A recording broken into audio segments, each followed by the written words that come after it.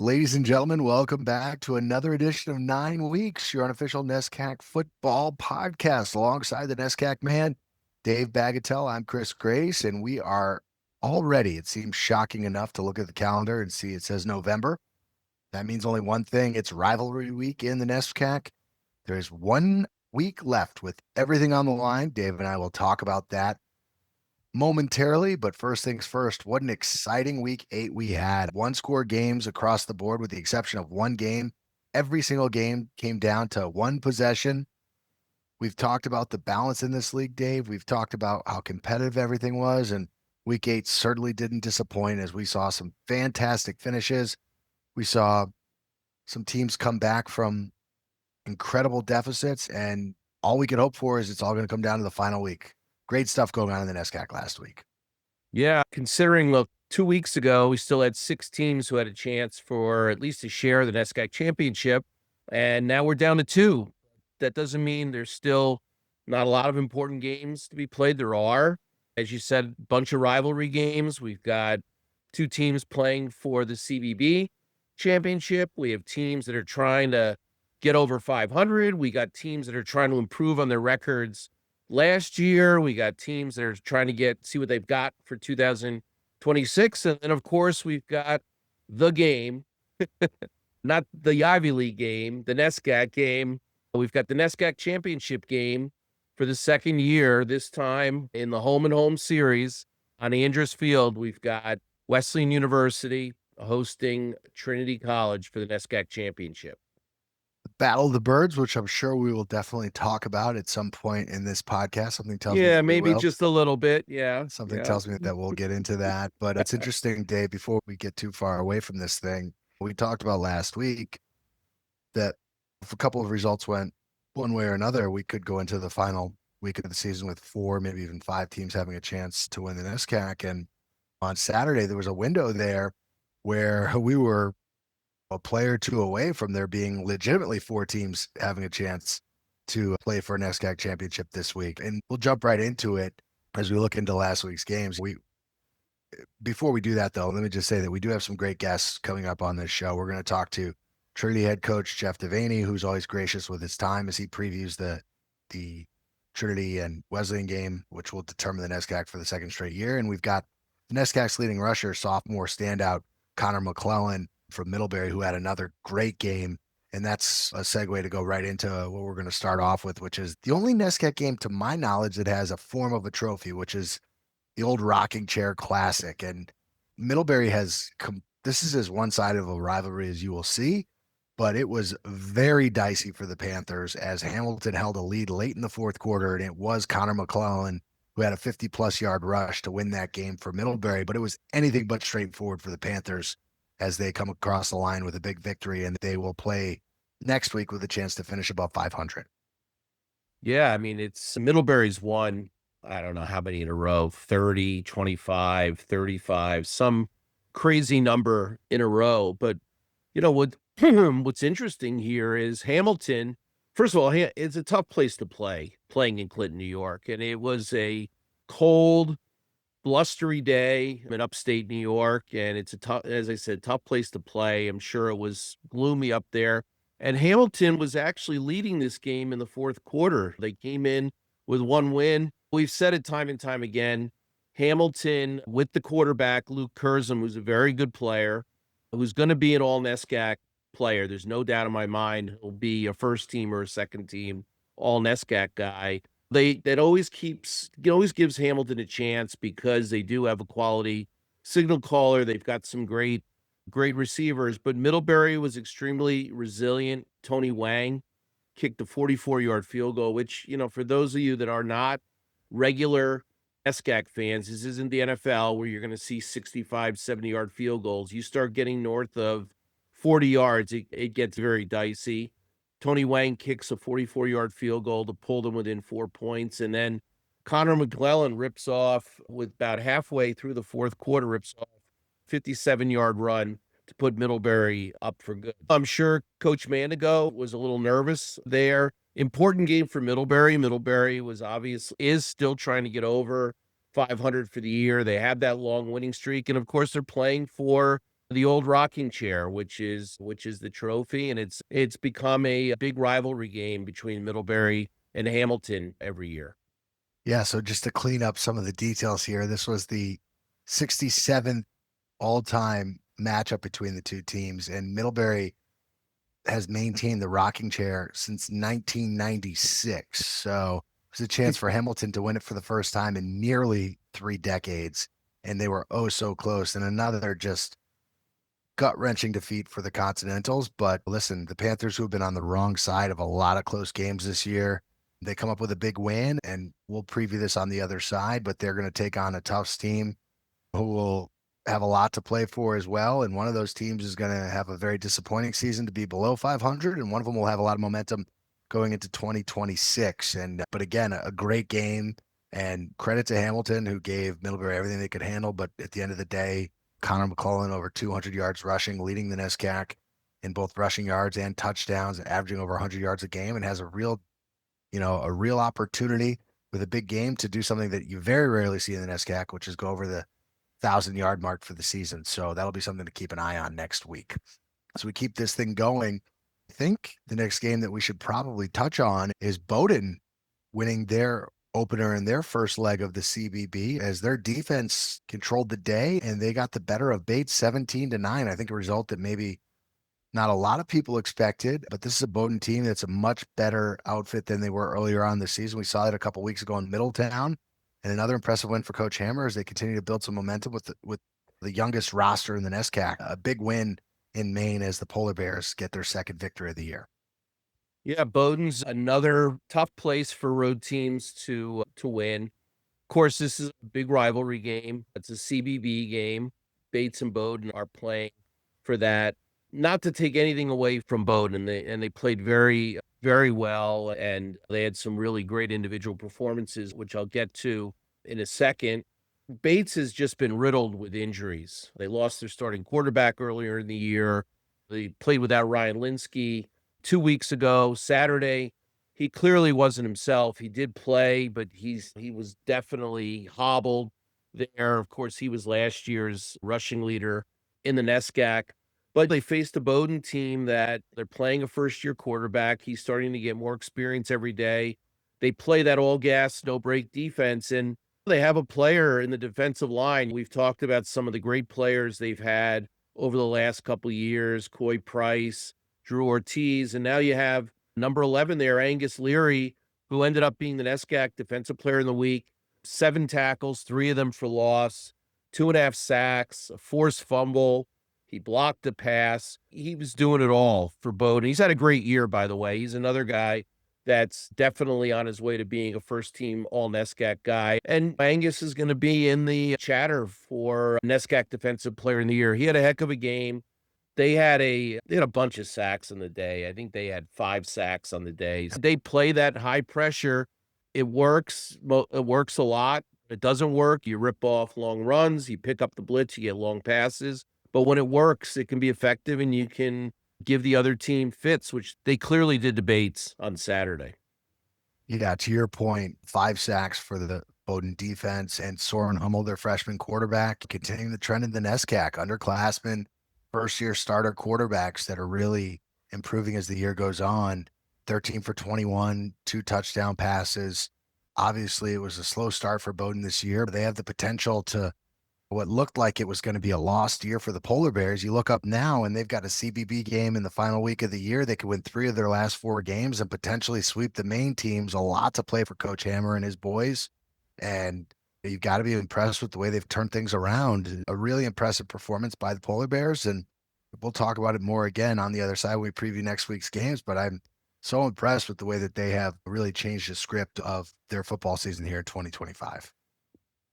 Absolutely. We'll keep it moving because we got so much to talk about. I think the one, not necessarily result, but the score line that perked my ears up is where we're going next, which was Colby 33 and tough 6. Now, Dave, you talked last week all about how Colby had only scored 17 points this year twice, and their defense comes to play, but their offense has really fallen behind. And it's been a narrative forever and ever. When is one of these main teams going to figure out a way to get above 500? That's done and dusted. Colby with a 33-6 victory on the road in Medford, the place where almost nobody wins. And they don't just win, but they dominate the Jumbos. 33-6, and they do it not necessarily the way that you would expect. Obviously, their defense was great. They had 4 sacks, but they did it rushing the football for the first time this year. Anton Moraes with 172 yards and 2 touchdowns on the ground. Quentin Delory adds another touchdown and 68 yards on the ground. They ran for 266 yards and 3 touchdowns. Patrick Miller didn't turn the ball over, was just solid at the quarterback position, but Tufts has been so hot with Hudson Weidman, but for the first time maybe this year, struggled a little bit against a big-time defense, turned the ball over twice. He did throw for 271, but Tufts could really never get it going. And to me, that's maybe the most impressive result we've seen this entire year when you look at the score line. Not necessarily who won or lost, but I think that it's the actual score line that jumps out to me the most about this game. Incredible performance by Coach Cosgrove.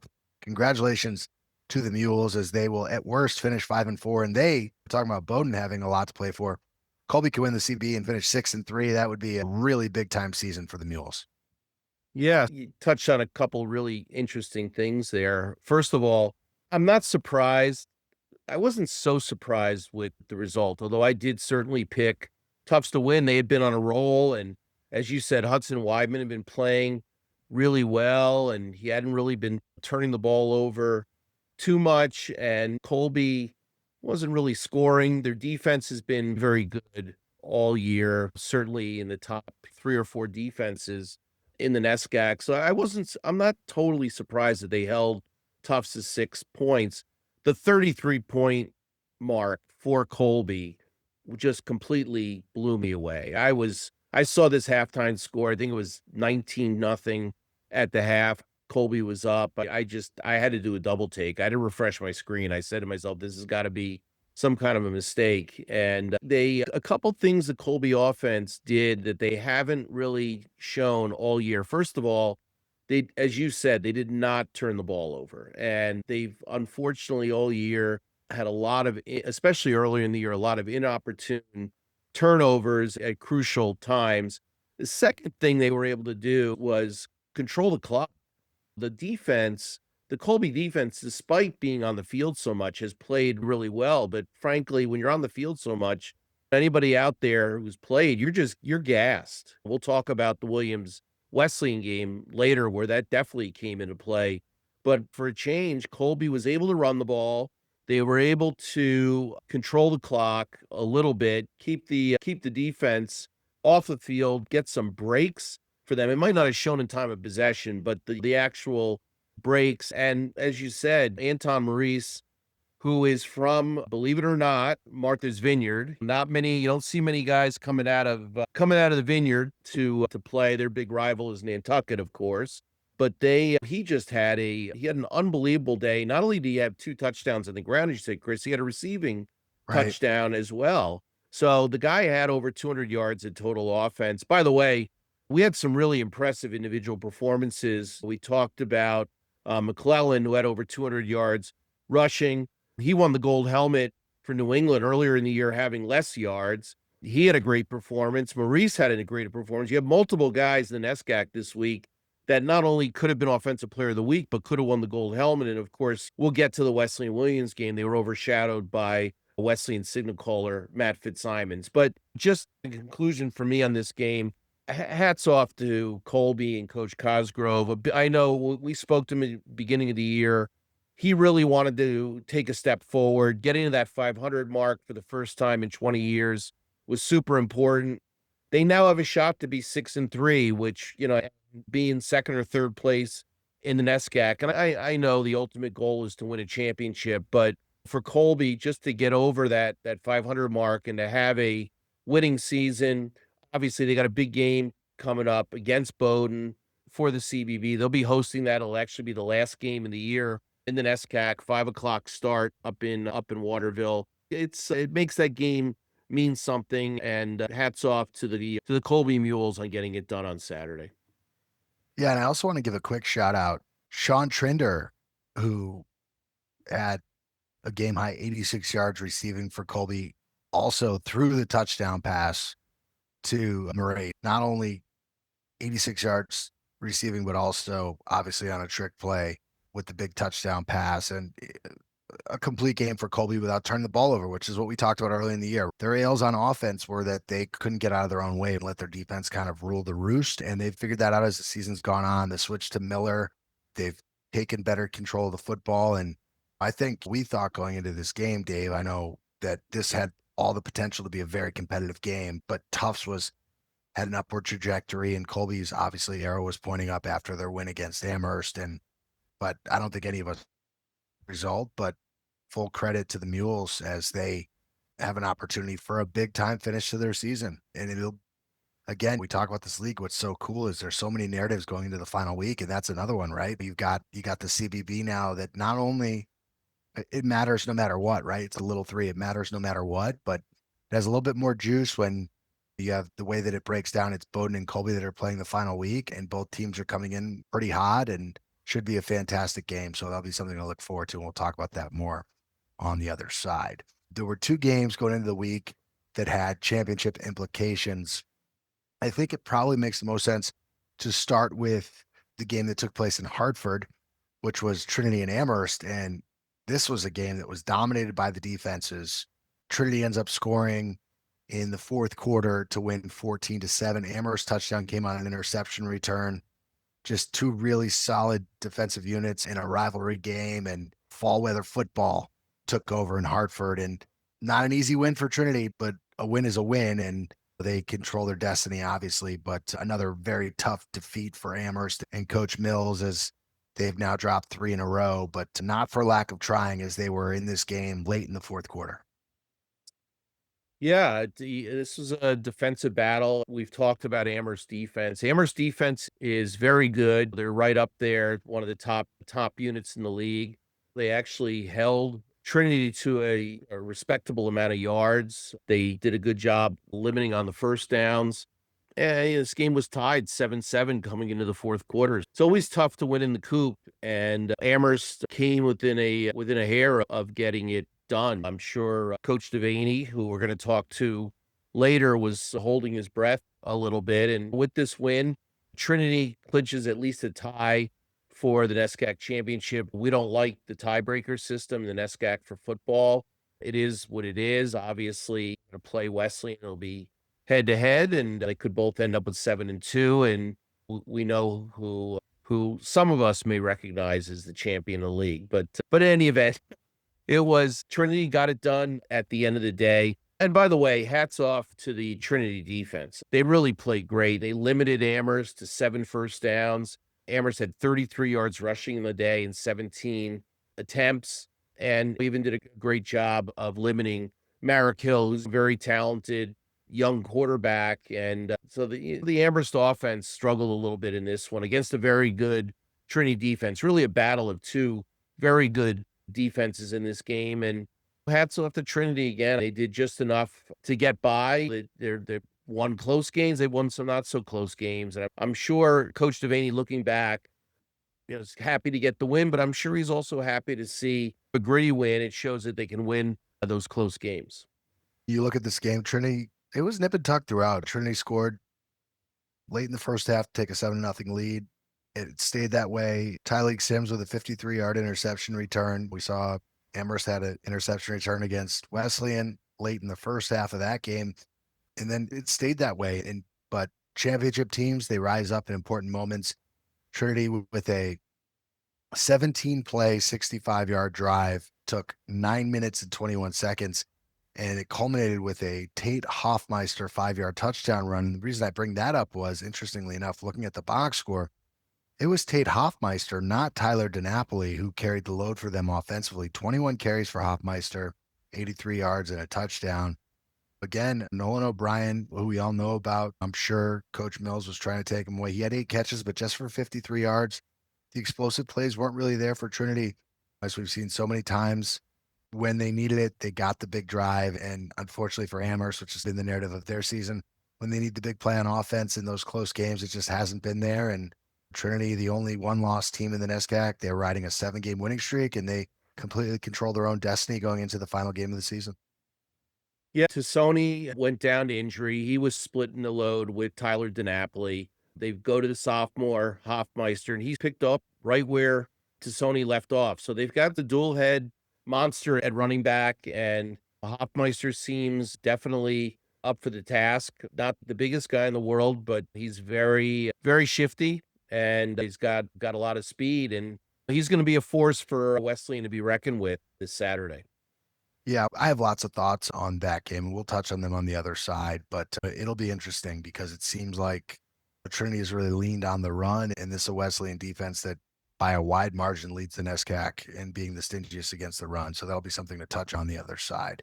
The final game of the week, I have a feeling was a game that my colleague might have had extra attention on, and that is Wesleyan winning the Little Three 34-28 over Williams in overtime. And listen, just to steal a little bit of your thunder here, Wesleyan wins their 4th straight Little Three championship. First time in school history that's ever happened.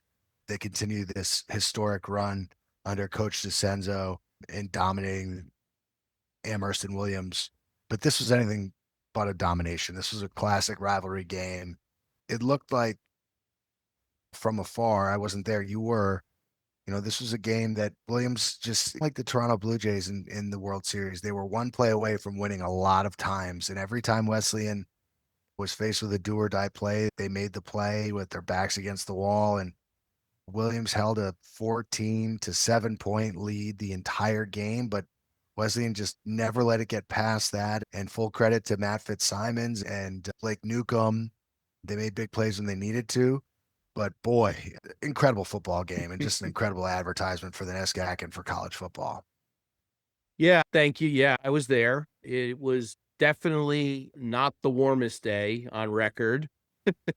It was up in the Berkshires. It was in the low 40s most of the day, and the wind was howling. A couple of fellow tailgaters who did not take precautions with their tent ended up chasing around the parking lots. You don't prepare, you prepare to fail, my man. That's why we've got the stakes and the weights. We're in business. We're ready to go, like a Boy Scout. But it was a great atmosphere, probably the second best place to tailgate in the NESCAC. And thank you to the Williams fans for being nice to us and humoring us as we were taking pictures with the purple cow and all the other stuff around the parking lot. But yeah, it was Wesleyan has now won, as you said, not only 4 straight Little Threes, they won 5 of the last 6. They've won 11 of the last 12 games against Williams, not that we're counting. Let's just remember the history here. Wesleyan did not win a Little Three title. That means you just have to beat Amherst and Williams. You have to win 2 games. We did not win a Little Three title from 1971 till 2012. And I can speak from experience.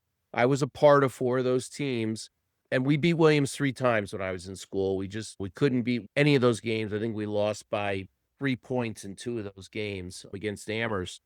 But so there's a long history for Wesleyan. So these games mean a little bit more.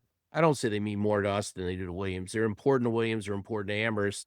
But they mean a lot to the players. They mean a lot to the alumni. And you can't understate how important this game was. It is like a championship. I believe it's the oldest continuously played league championship in the country. So it's got a lot of history. It's got a lot of juice. And in recent games, for whatever the reason, Wesleyan just seems to be making the plays in these games. And this week was no exception. Matt Fitzsimons made play after play. He had 4 receivers who he had 3 receivers went over 100 yards. Blake Newcomb, Sam Ween, and Sean Cannon, who'd been injured a lot of the year, came back and Coach DeCenzo was very high on him coming into the year. He's battling some injuries. He's back now, and you see what he can do healthy. He caught the game-tying touchdown, which was huge. Dante Kelly had a great game as well. Didn't get to the 100-yard mark, but was just shy. And hats off to Fitzsimons. He set a school record for passing yards in this game, 458 yards passing. It was also a school record for total passing yard offense in a game for a team, and it was the most yards ever given up by Williams passing. With all the great performances this week, and you don't do this for awards, but Matt Fitzsimons ended up being selected NESCAC Offensive Player of the Week. He also won his second gold helmet given out by the sports writers in New England, so congratulations to him on that end. But you know what? The real thing I would like to call out is the Wesleyan defense. Williams came in leading the NESCAC by far, wasn't even close in rushing yards per game. I think they were averaging 240, 250, some crazy number. And they tried to run the ball against Wesleyan, and Wesleyan gave up 91 yards on the ground on 30 carries. So 3 yards a carry. Really, really great job by the Wesleyan defense. And as you said, they made play after play. Williams, all they needed at the end of the game was 1 first down. I think there was a 3rd and 4 call. They gave the ball to John Orris, very talented running back, one of the best running backs in the NESCAC, and he was stuffed at the line, and then Williams was forced to punt the ball, and Wesleyan went down and got the game-tying touchdown, of course. Williams, the only other comment, Williams was playing without their starting quarterback, Owen Johansson. Zella played and started, and Drew Anzella played very well. And then he got hurt in the second quarter, and Williams was forced to go to he's really their 4th-string quarterback because, of course, Owen McHugh, who was their starter last year, has been out all year. So they're playing their 4th-string quarterback, a first-year quarterback. And you know what? Quite frankly, he played admirably well. He played very well coming in. It's Mustafa Mosawal. I don't know how many reps he got in the week. Probably not many with the first, that's for sure. And he played well, all things considered. The other thing I'd like to say, not only did the Wesleyan front 7 play great against the run, but they actually did something else that nobody had done all year at Williams, which was get to the quarterback. Williams' offensive line coming into this game had given up 1 sack all year. And Wesleyan ended up with 3 sacks in this game. And by the way, numerous quarterback hurries as well. So they put pressure on the quarterback, which, they did get an interception out of that, but there were a lot of incompletions, a lot of hurries because that front 7 was in the face of whomever was playing quarterback for Williams. So it's just a great win for Wesleyan. Wesleyan was down 14 points, as you said, with 3 minutes to play. Came back to tie it. And then in overtime, great play by Dean Sakaris to block the field goal. Williams had the ball first, went for the field goal, which was basically it was a chip shot, extra point. Sakaris came in and blocked the field goal. And then once Wesleyan got the ball back, they had all the momentum, and they scored on the second play in overtime. Yeah, you obviously, you've got a lot to say about this game because it's a game you watched in entirety. I have a few thoughts on this. First and foremost, full credit to Williams. You're playing with your 4th-string quarterback in a rivalry game. Even if you take away the 4th-string quarterback, playing with your 3rd-string quarterback for most of the rivalry game is pretty impressive to have a 14-point lead against the defending NESCAC champion. So that needs to be said. You got to feel, I know you don't have to feel this way, but the neutral has to feel awful for Williams because this is now, you mentioned the reign of success Wesleyan has had against Williams. For someone who's been on the call for a lot of these games, just take the last 2 games between Williams and Wesleyan. You play those games 10 times. Williams wins both of those games 9 times, right? Just objectively speaking. The way Wesleyan beat Williams last year was remarkable. And then this year, you're down 2 touchdowns with 3 minutes left. Now, the Cardinals deserve all the credit for making the plays when they needed to, but in both cases, Williams 1 play away, and that's tough for the Eves. But you got to start with Wesleyan having their backs against the wall, making the plays when they need to. And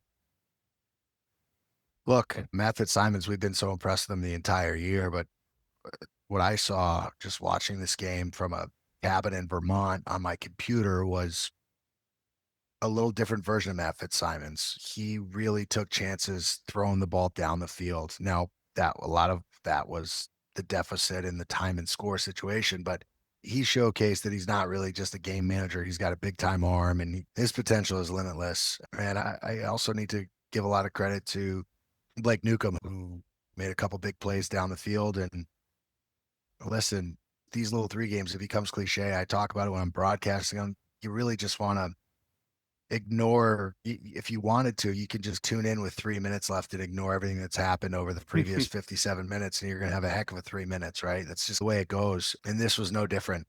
So miraculously, Wesleyan has a chance to defend their NESCAC championship in the final week against Trinity. We'll talk about that. Now, you mentioned the historical stats of Wesleyan in the Little Three. I'd be remiss to say there's a guy who's been broadcasting Wesleyan for not that long. The record in the Little Three is pretty good, David, since your buddy here started broadcasting those Little Three games. Yeah. Just throwing that out there. Is that the common denominator? I don't know. Are you talking about you or your partner? I'm talking about the guy who's driving the ship, my man. Driving the ship. It's a remarkable run of success. It's been incredible. And look, this game does mean a lot. Obviously, Coach Whalen came from Williams. Of course, he's a Wesleyan guy, and came over in 2010 and won our first NESCAC in, there's an hour. I'm sorry.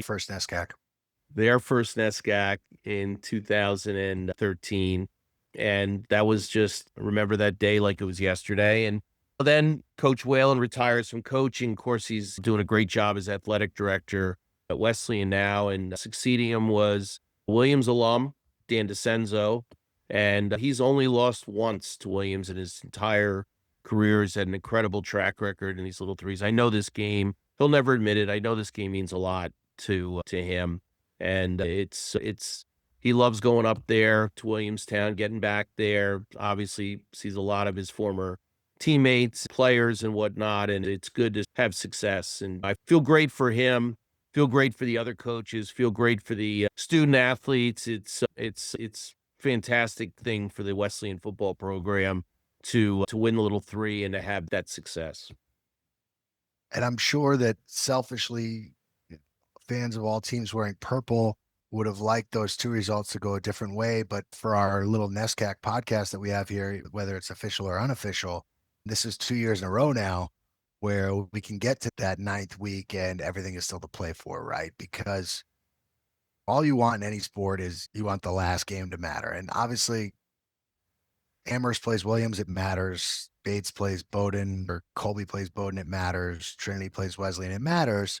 But it matters a little bit more when it's all on the line. And we're going to have that again. We're spoiled and we're lucky that 2 years of doing this, we've got a de facto championship game in the final year before there are playoffs on the line. It's all going to run through the Constitution State, Dave. Again, it's everything's coming up Chris Grace, Constitution State, my friend. So we're going to get ready to preview that game. Something tells me we'll have something to talk about there. And obviously a lot of rivalry games coming up this week, and we're going to touch on all those, but we're already getting a little long here. So we'll take a little break.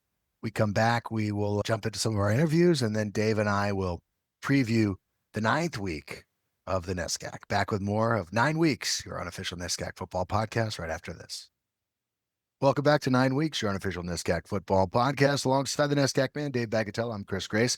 We are pleased once again to be joined by the head coach of the Trinity Bantams, Chef Devanney. And Coach, listen, it seemed like just 12 months ago we were in the same position, got there in a different way, but everything to play for going into the final week of the year. I know you've become accustomed to this, but I'm sure it doesn't get old. You're doing it in a different way this year. Got to feel pretty good about the way your team has bounced back after that week 1 defeat, and you're going on the road with a chance to right the result that you had last year against Wesleyan. I'm sure you're really fired up for this week's upcoming game. Yeah, I would say that. I'm so impressed with our current team and the way they've improved every week and the kind of the next up mentality that they've had. Our players have not batted an eye. When we've had injuries, they haven't batted an eye. When we've been in tough situations and close games, it's been a pleasure to coach this team. And just to pick up on that, obviously having to replace your quarterback is challenging enough, but it seems as the years gone on, you guys have found an incredible amount of balance on offense, really spreading the ball around. But it's really been your rushing game that has found so many different pieces. What are your going up against the Wesleyan team that's really been as good as any team in the league against the rush? How are you approaching this game? Obviously, you're not going to just be able to line up. I wouldn't think. Maybe you will be able to line up and run the ball 40 times, but I'm sure you're going to have to be balanced in this game. What are you guys thinking about, without giving too much away, going into this game, how you're going to approach this offensively? Yeah, we definitely, and then that's been the crazy part of what we're doing offensively. I mean, our offensive staff has done an incredible job. I think Mark Malitsky and Denver Williams and Chris Simmons and those guys have done an incredible job with a unit that is totally banged up, doesn't have some of its best players, has played a number of different offensive lines, and they continue to. We said this as a team a couple weeks ago, like, some of the kids that are playing for us, I would have never envisioned them being on the field. And not only are they on the field, they're playing well enough for us to win games. So it's a credit to those kids for not just like having the attitude, but I'm third string, so I'm not really going to pay attention. And it's a credit to the guys on the staff for developing those guys and getting them to the point where we can win games with them. Yeah, Coach, thanks again for coming on with us. And it's a big week. No, you're super busy and everything else. We appreciate you making the time. We were talking a little bit before we came on about the season. 25's been season for the ages. We talked to you before the season. A lot of transitional year in the NESCAC, a lot of new quarterbacks, a lot of new players. We're 8 weeks into it. By the way, normally that would be it. We'd be, not normally, but prior to 17, that would be it. We'd be talking about the end of the season. We talk about 26, but we're not, thank God. Talk a little about your view of the season, not just with you guys, but it's been a great year for Trinity, obviously, but just your thoughts on the whole league in 25. Yeah, I think there's obviously it's more of a competitive league than it was maybe 15 or 20 years ago from top to bottom. You never saw, if you looked at NESCAC football 15 years ago, there were never any upsets. You could tell the top three teams, those three teams beat everybody pretty handily, and then it just came down to how they did against each other. But when you see the Bowdoin beat Wesleyan, Colby beats Trinity, like those types of tough skits on a run, and then they lose last week. It's just a more competitive league than it used to be from top to bottom.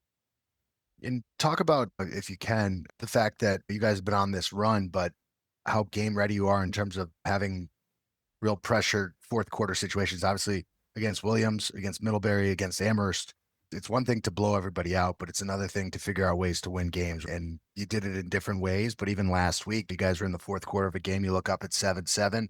You figure out a way to have whatever it was, 15-play, 17-play drive. You cap it off with a touchdown. You get the stop against Middlebury. They have all the momentum.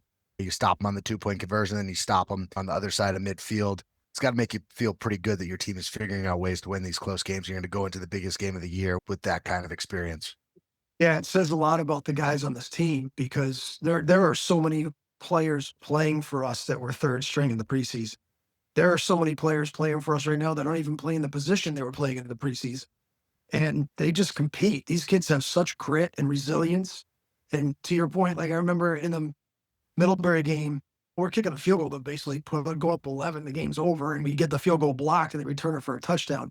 Defense goes on the field and executes on the 2-point play, but then Middlebury gets the ball back and crosses the 50, and I started using my timeouts because I was afraid they were going to kick a field goal and we needed time. And I was in the huddle with the defensive players, and I'm looking around at kids who aren't even playing the position they were playing 3 weeks ago, and they were like, "Coach, we got this. We're stuck." The confidence they play with is incredible. And like you said, it happened in the Williams game, happened last week in the Amherst game. These kids are incredibly competitive, and it starts with the two captains. We have, in John Fiore and Nolan O'Brien, two of the stronger captains I've ever been around. They never stop, the two of them.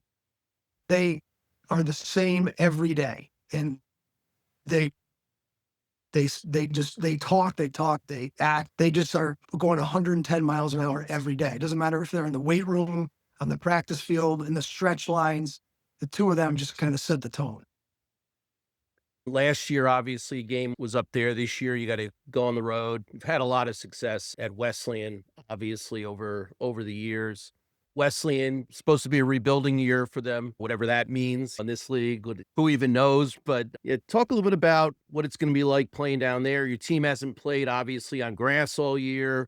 Some of these guys that are playing probably may never have even played on grass before. Yeah. It'll be a big crowd. Obviously, Wesleyan's got some good momentum going too. Obviously, formidable opponent. Let's talk a little bit about going down to Wesleyan, playing on Andress, and also a little bit about your opponent this week. Yeah, it's going to be quite a challenge. The grass is one thing. Like you said, nobody plays any games on grass in this league except Wesleyan.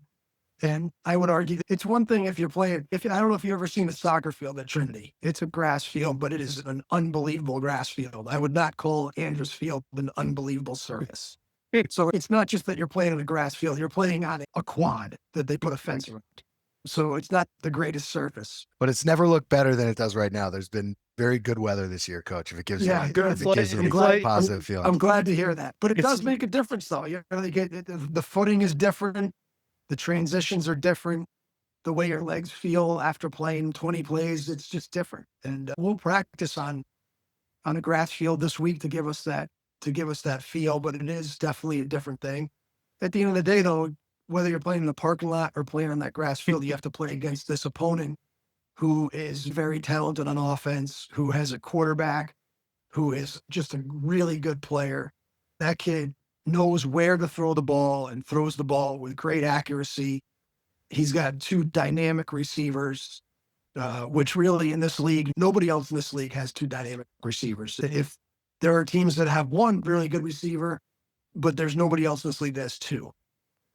And then defensively, like you said, it's tough to run the ball against them. They do a great job of defending the run, and you got to, it's very different than the team we played last week. You got to make sure you win the ball, you win the game with the passing game a little bit. Yeah, obviously, Dave and I have a great understanding of what Wesleyan brings to the table. If you look back to last year's game, obviously that was a game that could have gone either way. And then Xander got shaken up in the first half, and you guys were a little bit limited in the second half of that game. At least that was my perspective. Whether or not that's true, I don't know. You would know better than me. When you look at your team right now, and especially when you think about how you guys started the season, it's got to be pretty easy, motivational for you guys. It's all right there for you. You got 60 minutes. But what do you think is going to be the key to this game? I know it's a simplified point. What is the difference between last year's game and this year's game that you think will be the difference in between an outright NESCAC championship, in which obviously is what you're playing for? I'm sure you don't want any piece of a potential. Yeah, we've already told the team nobody gets rings for co-championships at Trinity. So if you want a ring, you got to win this game. If we're co-champs, we'll make a nice sweatshirt for the guys. But love it. I would say if you're looking at the game, so 2 years ago, we had a great plan against Candido, and it worked really well. And we got him out of the pocket, and we forced him to make some mistakes, and that won us the game. And then last year, Candido won the game. Candido made the plays. In all the pressure, every time it was a pressure play, Candido made the play, and we did not do that. And so this is going to come down to, can we contain their offense? And can our offense, like last week, we were able to beat Amherst without our offense really playing that well, because our defense was able to basically shut out Amherst. I don't think that's going to happen this week. So this has to be a team win. Like our offense has to show up and play, because I don't see anybody shutting out Wesleyan with the weapons that they have. So I'm not going to say this would be your dream job, because I don't think it would be your dream job, but I'm going to make you NESCAC commissioner for a day. How about that, Coach? And if you were NESCAC, my dream job be taking like the LSU or the Penn State job and then just doing an awful job and getting $64 million. Yeah, that's second. The problem is, you take those jobs, you actually have to work for a couple of years to get the. No, I just take the job. I'll bomb on purpose and take the buy. There you go. So I'll give you your second dream job. You're NESCAC commissioner for a day. If there was one thing from a football perspective that you could change about NESCAC football with regards to NESCAC, what would that be? I would do two things. I would get rid of the roster limit. In this day and age, it's incredible that there's one sport that is treated differently than other sports. In a world where equality is the most important thing we have, we cut kids in football that we don't mandate cuts in any other sports. Yeah. That would be number one. And then number two, I would put a bye week in.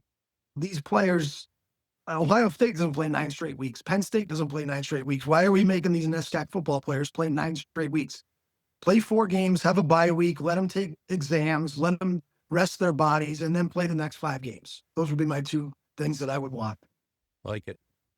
I think that's a great point, Coach. And look, we know that you got a lot on your mind right now. You're getting ready for a big game, so we'll let you get out of here. But on behalf of both Dave and myself, we certainly appreciate you being so gracious with your time. I'm sure we'll see you on Saturday. Best of luck in the second straight year. The NESCAC runs through the Nutmeg State. It's pretty exciting. As someone who grew up in this area, those Trinity Wesleyan games were always important, but they never had championships on the line as a kid. So it's pretty cool to see where the conference has shifted, and it's really fun from the outside. So we wish you the best, and at least I wish you the best. I can't speak for my colleague. Yeah, Dave doesn't wish me the best, but that's okay. I still like you, Coach. Thanks, Dave. It's all right. I'll be on the call on Saturday, so I'll be neutral. So I wish you the All best, and I hope for a great football game. I know we'll have one. It'll be a great atmosphere, and it should be a great way to culminate the season. So best of luck, and thanks for joining us as always. All right. Thank you guys for all the stuff you do to publicize NESCAC football. Thanks, Absolutely. Coach. That is the head coach of the Bantams, Coach Devanney. We'll be back with more 9 weeks right after this.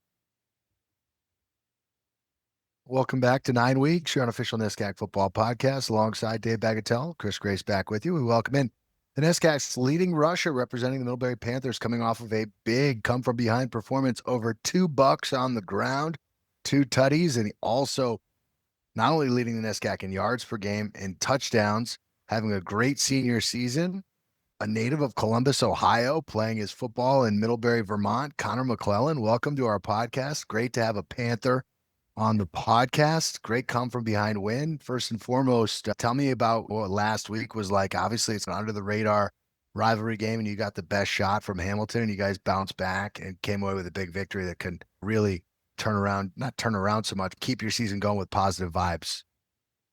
Yeah, for sure. Yeah, it was you don't play football for the games that you win 40-0. You play them for the games that are won in the margin. So it was, at the end of the day, it was a lot of fun. Every time we go in to play Hamilton, it's going to be a our Coach Manigo always loves to say the last time we lost was his senior year. I think if he was on the field, so it means a lot to him, and keeping that chair, it means a lot to us too. Getting on that field, getting a close game, it was just, we can't lose. We can't share. And yeah, in the end, Tony hit a great field goal. The defense stepped up, and offense was able to make a couple plays, and we ended up coming up with it. But Hamilton was a great team. Their quarterback, he played an amazing game. But yeah, it was a good time. So to carry on with that thought, obviously going to the game, you want to win. You know that every game of the NESCAC this year, in the last couple of years, has been super tight, but you face a fourth quarter deficit. You know, what's going on the sidelines, what's going on in the huddle, knowing how long this streak has been going on. There must have been, I don't want to say some nervousness, but maybe some live game pressure going on. What was the vibes like on the sideline? Yeah, for sure. Definitely some pressure, but I think at the end of the day, like, we knew who we were. We knew what we were capable of doing. Especially as a running back, the bigger plays happen later when the defense gets a little worn down. So I think for me, and I think especially for our O-line, who's been incredible, like the combination of that with Brian putting the passing game, we were really confident.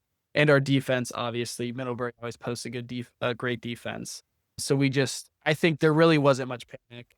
We knew if we did what we had to do, what we were capable of doing, we were going to come out with it.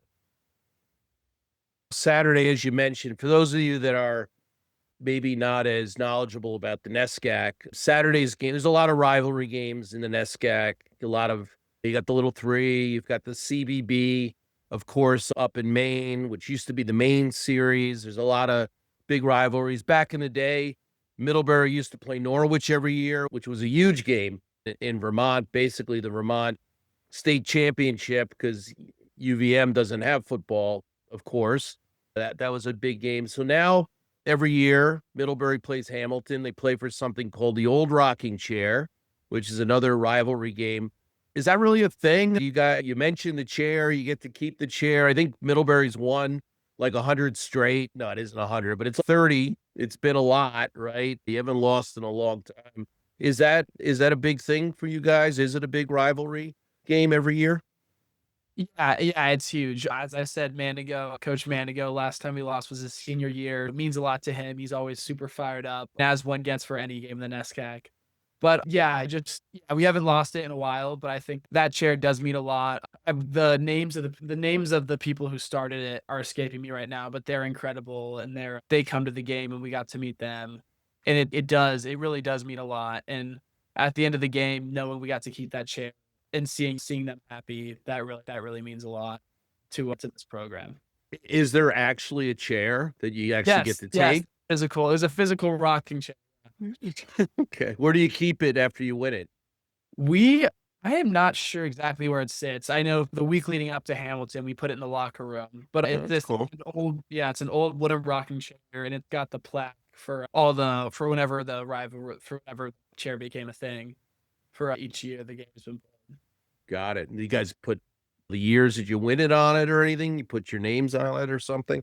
I don't think we put the names. Maybe that could be started, carving names. Yeah.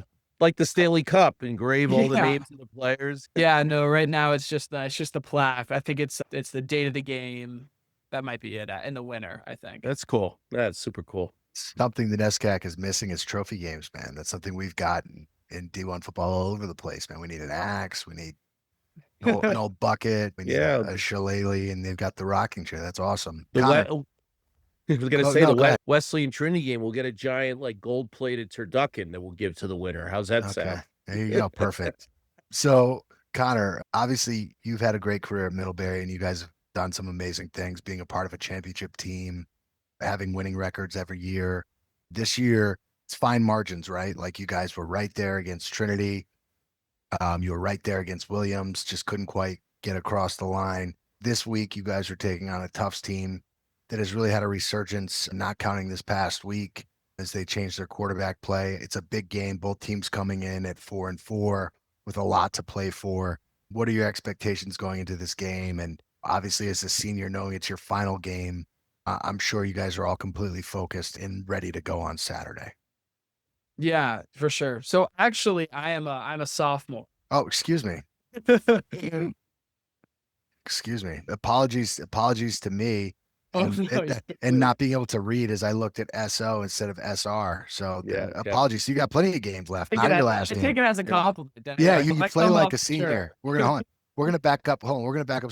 So as a sophomore, and this only being your second season at Middlebury, trying to win an NESCAC championship, what are your thoughts on going into this game and trying to have a building block for next season? Yeah, for sure. Yeah, I think obviously looking at the record aspect of it, we want to finish with a positive record. 5-4, that's at the end of the day, that's above 500. And especially for us, who every game has really been a dogfight, that would mean a lot. As far as what we're expecting what we've seen all season, a dogfight. As you said, Tufts has had a great year. They always have some great athletes, and that's a game that we lost last year too. So it's definitely a little bit of revenge aspect. They're coming here too. We want to keep the feel of Alumni Stadium. We want to keep it ours. So there's really a lot going into it. There's a good amount riding on it. And I think for the younger guys, especially as a younger team, we got a lot of sophomores and juniors on the field. I think it's really just win this for the seniors. Going out on your home turf, you gotta win it for everybody. Yeah. So go ahead, Chris. No, I was just going to say, speaking on that, you guys do have a relatively young team with all the success you've had, but knowing how fine the margins are, obviously, you know how close you are to getting to that ultimate goal, right? So you're not far off, right? You play the best teams in the league, with the exception of maybe week 1 against Wesley. When you faced off against the best teams in the league, you were right there with a chance to win, right? So it's not far off. Oh, for sure. Yeah, there's not like a victim or defeatist mindset. And I think Coach Manigo has done a great job too. We know who we are. In last year too, where we had more success in those closer games. Last year, we have an overtime win against Williams, and we have a last-second touchdown against Trinity. So it's that 1 or 2 plays that we haven't hit this year, but we know we fight like hell. We know who we got, and at the end of the day, like we're proud of what we've done, and we're very determined to end it on the highest note we can. Yeah, so Chris mentioned that you were from Ohio, from Columbus. There's a little bit of college football played in Columbus, Ohio. Yeah. Sure, you might have gone to a game or two over the years. How does Connor McClellan from Columbus, Ohio, end up at Middlebury College in Middlebury, Vermont? Yeah. Yeah. So my mom is from the East Coast. She grew up in Boston. I knew a little bit about, I knew Tufts. I knew a little bit about, I knew obviously everyone knows about the Ivy League, but yeah, when I started looking at schools, I was targeting Ivies, use football to go to the best school I could. And when I went to some of the big recruiting events in the Northeast, I came across, it was Bowdoin and Middlebury. And I learned, I was like, who are these schools? And you look at their acceptance rate and everything is beautiful. They have incredible athletics, incredible academics. And I took a visit to Middlebury. I met the guys, I got to see it. And I felt like home, which might be ironic because it's not Columbus, Ohio, but it's been great. And I've loved the change of scenery. And obviously Vermont's beautiful. Yeah. But yeah, when I committed, I had a lot of friends like, oh, congrats. Where is that? Yeah. What is I bet you Coach Hammer's kicking himself, by the way, at this point, but that's another story, right? Yeah, I have a lot of respect for everyone in the NESCAC, but ended up being the place for me. As someone who was around big time high school football and obviously in the backyard of big time college football, what has been your experience in the NESCAC? Have you been surprised, obviously making an impact as an underclassman, but have you been surprised at how competitive it is and how high of a level of football there is? We're seeing guys transfer up to 1AA and 1A every year out of the NESCAC. Have you been taken back a little bit by that or not really? Yeah, so I really, having not really known much about it, I had no idea what to expect, but I did know when I was coming here, I knew we had Thomas Perry, who was getting NFL looks, so I knew from the beginning it was going to be legit. And I think after I played my first scrimmage, I was like, phew, or just the first inter-squad scrimmage, I was like, I had not many carries, and I was so beat up. And it was definitely a big awakening. Yeah, I don't think it was necessarily a shock. I had no idea what to expect, but I knew it was going to be good, and it has been ultra competitive, and I would not have it any other way. Yeah. So, Connor, I don't know how much the history of Middlebury historically, last 20, 25 years, has really been known for having really some of the best quarterbacks in the NESCAC, right? And they always threw the ball a ton, and running the ball was a afterthought. And he's got a great quarterback now. Brian Moran's really good quarterback, but the emphasis of the offense has switched a little bit more to the run. I'm sure part of that is because they have somebody like yourself. You're leading the NESCAC in rushing, as Chris had said. You had 216 yards on Saturday.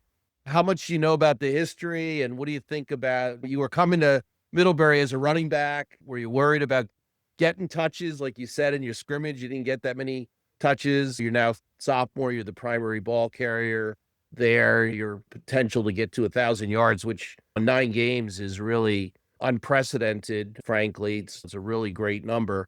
Talk a little bit about that, coming to Middlebury with the passing offense and your role in that and what your thinking was.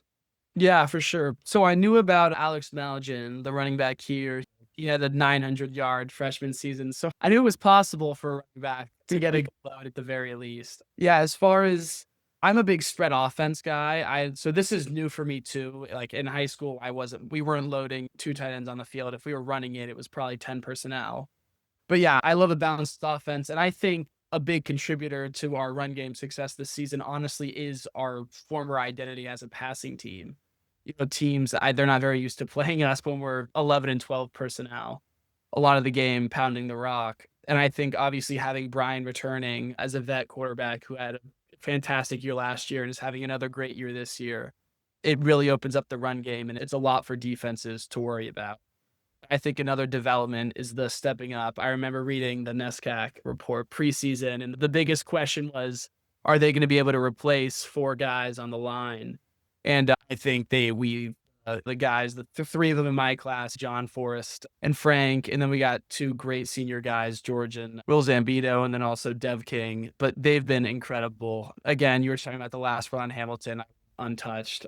So really, yeah, running back's an interesting position because you could have all the talent in the world, but if you don't have good blockers, you're not going to go unless you're Barry Sanders. But I can tell you're a smart guy also because you're thanking your offensive line. So you know who Barry Sanders is, which is pretty impressive for someone with a 2000-odd birthday. I have one more thing for you that I think is of note. We want to focus in on Middlebury, but As someone who's played both Trinity and Wesleyan this week, and Dave and I are going to preview what is the NESCAC championship game essentially this week. You've seen both defenses. What are your thoughts about that game? How do you see that game playing out as someone who had to romp against both those defensive fronts? And I'm not going to put you on the spot and say predict the winner, but what are your thoughts in terms of what you saw? Obviously, one was week one was just a couple weeks ago, but what was your experience playing against both those defenses?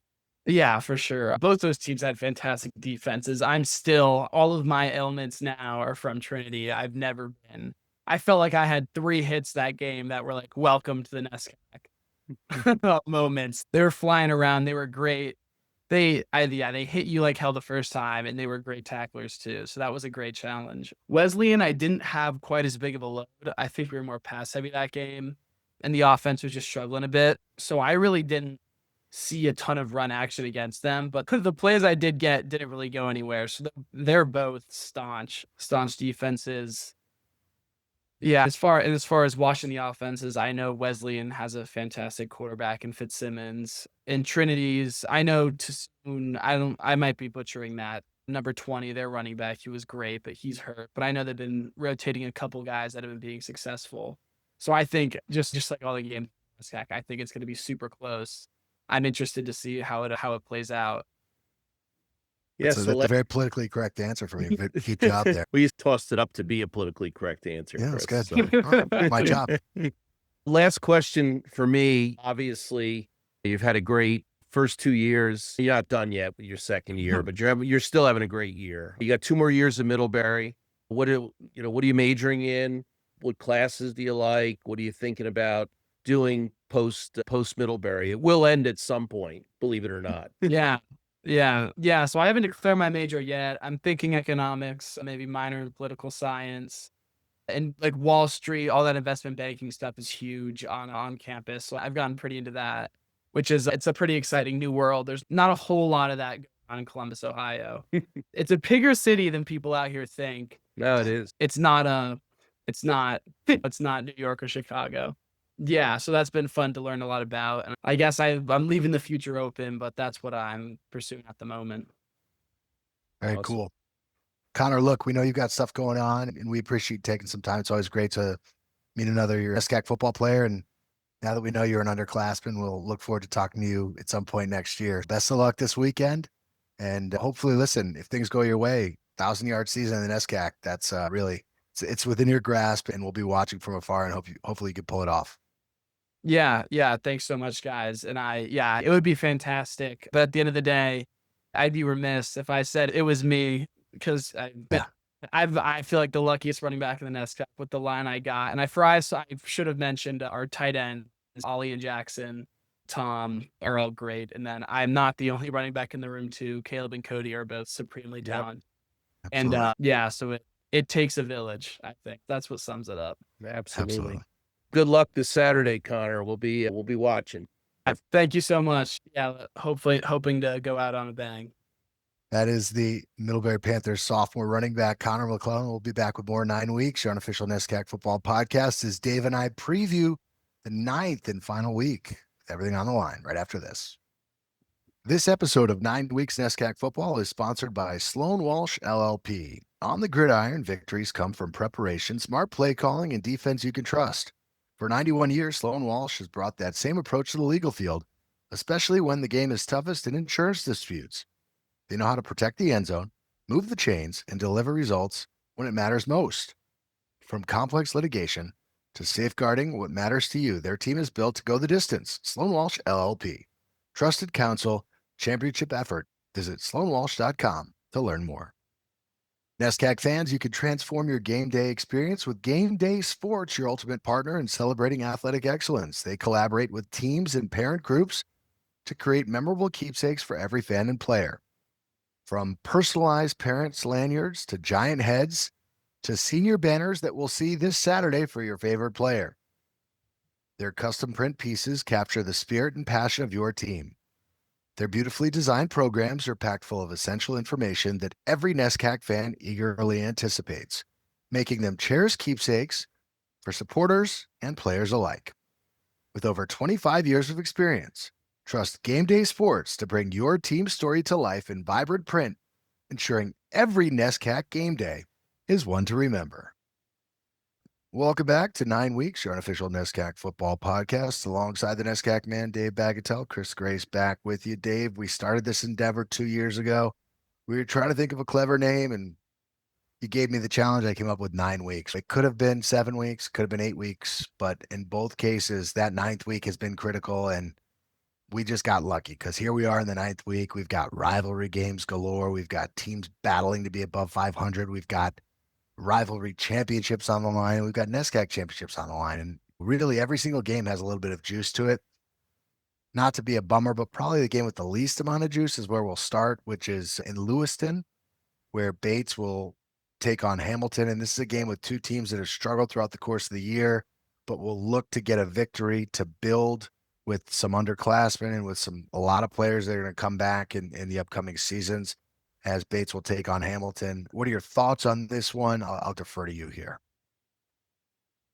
Yeah, I agree with you. This is probably the least interesting game, but it's actually a very important game for both of these programs. Both teams are trying to show improvements from last year, right? So Hamilton gets a win, and they've improved on the record from 24. Bates gets a win. They get to 3-6. It's not, I'm sure if you ask Coach Coyne, that's not what he was hoping for this year, but it's still incremental improvement from their 2-7 year last year. Both teams want to go out with a win. Both teams are clearly struggling. There's no doubt about it. Hamilton has had a good passing game all year. Their defense has not really been up to the task. They've struggled quite a bit. On Bates' side, talked about it earlier, they've had a ton of injuries to their offensive line, injuries to their quarterback. Ryan Linsky's mixed time. Now he seems a little bit banged up. I think if Linsky is healthy in this game, I think Bates wins by a fair margin because Hamilton just has a tough time stopping the run. But he does not appear to be healthy. Luke Curzon's a good player. Can't do it by himself. He needs some help. I just think that Bates right now is just a little bit better than Hamilton. I think it's going to be a somewhat close game. I think Bates is a 7-point favorite in this game, and I have them winning at home, and that's part of the reason I like them. I have them winning 24-17 and getting to that 3-6 level for the year. Yeah, so Hamilton last year put a damper on what was a very successful season for Bates by beating him in the final game of the year. Hamilton's offense has showed up every week, right? It's Bates' offense that you don't really know what you're going to get. Yep. And to your point, not knowing the health of their backfield, this Bates offense just hasn't functioned at the same level as they did last year. And one thing about Hamilton is pretty much, with the exception of when they played Wesleyan and when they played Trinity, their offense has showed up every week. And even against Wesleyan, when we saw Hamilton, their offense had moments. They just struggled between the 20s. I'm going to disagree with you. I have Hamilton as a slight favorite here. I like Hamilton to win this game close. I don't get paid the big bucks you do to make these kind of calls, but if it was me, I think Hamilton's a little bit more balanced offensively, and someone's got to score more points, right? So I'm going to take the team that has more balanced offense at this point and has more of an identity. I think since Beltran got hurt, Bates has really struggled with their identity offensively. And it doesn't help when you lose your option quarterback and your returning leading rusher in the NESCAC has been hampered by injury. It doesn't help. But Bates' defense is going to show up to play, right? We know that. Yep. And they've been competitive all year long. It's not like they've been getting blown out. So I tend to think this is going to be a last possession game. Yeah, you know what? I'm going to flip my script. I like Bates 17-14 here. That's going to be my prediction. Take back everything I said. I thought about it a little bit more. I think Bates comes away at home as they honor their 18 seniors who have helped build what Coach Coyne is trying to do. I'm going to take Bates here. So ignore the first 45 seconds of what I just said. I'm going to go with Bates with my colleague. All right, so we talked to Connor McClellan, Tufts and Middlebury, to speak about the depth of the NESCAC. This is a great example of it. These are two really good football teams, and they're both battling on the last week of the year with a chance to just be above 500, right? That speaks to where we're at in the NESCAC in 2025. Both teams have big wins. Tufts in particular has beaten Williams. They beat Wesleyan right there. That tells you pretty good football team. And obviously Middlebury, last possession against Williams on the road and last possession against Trinity on the road. Two of the tougher places to play in the league were right there with the chance. This game's taking place in Vermont. So I imagine you're going to favor Middlebury just slightly here if I know my man. But, in many other weeks, this might be the game of the week, right? So it just so happens that this is a loaded slate, but this is a really good football game to be the second game we're going to talk about this week. Yeah, so these two teams are both coming in 4-4, hugely important. The winner of this game finishes over 500. You can hold your head up a little bit. I'm sure knowing both coaches, neither of them are going to be satisfied either at 4-4 or 5-4. I know they won't be satisfied at 4-5 at all. It's an important game. You definitely want to have a winning season. I think these teams are similar in a lot of ways, besides the fact that they both have the same record. I think the difference here is our guest tonight, Connor McClellan. Not only is he a great player, but the Tufts run defense is 9th in the NESCAC. And I think the offensive line of Middlebury combined with Connor McClellan is going to give Tufts fits on the ground. And I think that's really going to be the difference. I'll tell you there's some interesting stats. We're 8 weeks in. Middlebury only has 2 kickoff returns all year for a grand total of 8 return yards, 4 yards per return, by the way, just doing the simple math. That's interesting. They fair catch every single. Yeah, that's something you see though. Yeah, now across college football. You do. It's interesting though. But in any event, I think this is going to be a close game. I think it's going to be a 1-score game. I have Middlebury because they're playing at home, being a 6-point favorite, and I have Middlebury winning 24-20. Yeah, I agree with you. I think Tufts' weakness is Middlebury's strength. And as Middlebury has grown throughout the course of the season, they've leaned on their running game, in particular, Connor McClellan. But it's not just Connor McClellan. They also have Weitzman. They have Caleb Smith. They have solid quarterback play. And when they can establish the run, that allows them to allow Brian Moran to work the play action game with Michael Ahonen. Yeah, they're 2 really good football teams. And it'll be interesting to see how Weidman, the young quarterback for Tufts, is able to bounce back after his toughest start, no pun intended, his toughest start on the season, which was last week against Colby. But I'm with you. It's a very tough place to win a game with that. It is very difficult to win games on the road in Middlebury. And for Coach Devanney, a program that is constantly knocking on the door, and they had a great start to this year, and then they had that rough patch in the middle, looked like their arrow was pointing straight up. It's an opportunity for them to go into the offseason with a young quarterback and some talented guys and a lot to build on. And for Middlebury, a very proud program playing at home, I'm with you. I think it would be a surprise if Tufts comes away and wins this game. I'm with you. I take Middlebury here in this one. Okay, this was a little topic of controversy between the two of us about what we like to, for those of you who don't know, we structure these games based on not just level of importance and intrigue, but there's some traditional aspects to this and national appeal. And I made the executive decision as the guy who kicks off all of these segments as going with this game next. And if you're mad at me, please feel free to reach out. But the next game we're going to talk about is going to be the last game that will take place in the NESCAC season. And that is in Waterville, Maine, with the Bowdoin Polar Bears traveling to take on the Colby Mules. Colby, we talked about a big time building block year for Coach Cosgrove. When I go back to our season preview, he felt pretty good about his team. I had good vibes just reading his body language, and they have not disappointed. They started the year, they beat Trinity, they beat Amherst, they beat Tufts. Great wins for Colby along the way. And then Bowdoin, who started 0-5, they go into Middletown and dominate Wesleyan. And they answer in kind by winning a CBB game against Bates last week. And listen, for Colby, they have a chance to go 6-3, win the CBB. And for Bowdoin, in most cases, you figure you start 0-5, you got nothing to play for. They could finish 3-6 and win an outright CBB. So all sorts on the line here in Waterville. And gosh, I am very happy I will not be attending that game outside, because I cannot imagine it's going to feel very good in the second half on Saturday night in Waterville, Maine at about 8:00. So if you leave Middletown right after the end of that game, you could actually probably get up to Waterville in time for the fourth quarter. Before or after my wife files for divorce? before I declare you insane and have them take you away in a straitjacket. If I had a personal helicopter, yeah, I hear what you're saying. Back to the game, my friend. Back to the game. Yeah, there's actually only, as Chris, as you said, only 2 games on the schedule this week that have juice, whether you're playing for some kind of a championship. And this is one of those 2 games.